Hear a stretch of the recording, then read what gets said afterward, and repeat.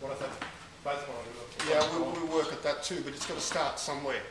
You know, it's got to start somewhere. It could get worse, you know, and it can always get. What about if there's two of them with a knife, and they got a pit bull with them? Do you know what I mean? It gets worse. What about if there's two of them, one of them's got a knife, one of them's got a gun, and two pit bulls? Just stands there, doesn't help, just records.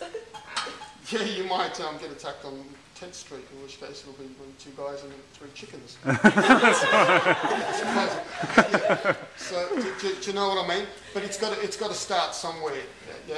And even what we're doing here, I'm only showing you an example of where it's got to go. But really, we took it from one place, which is the way that we practiced it, and we kind of escalated it a few levels by putting it out there with 2 people. Okay.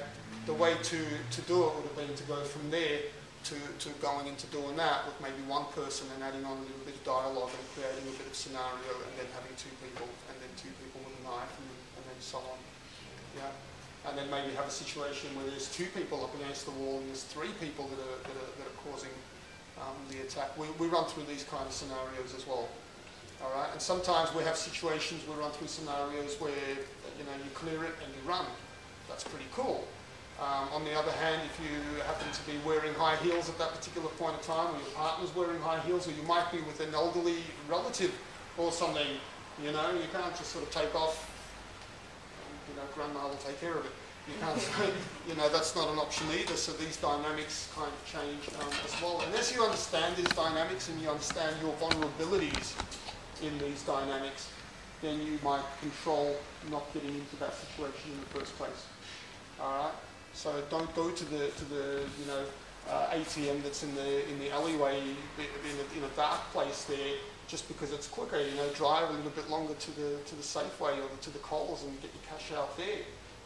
You know what I mean? Because there's security guards there. So if you understand the vulnerabilities of the situations and you understand how difficult dealing with somebody pissed off with one of these is, if you understand how difficult that is, and it is very, very difficult, then you'll make arrangements not to limit your chances of coming across that. Yeah. It's only if you sort of start thinking that you're Steven Seagal and you can deal with all of this stuff that you're going to put yourself in these kind of situations. But if by drilling through that and you understand how scary that can be to be in there, then you're going to work a little bit harder to keep yourself out of those situations, and you'll engage the situation a bit quicker and identify that as being a risk, and you don't get in there. Does that kind of make sense? Mm-hmm.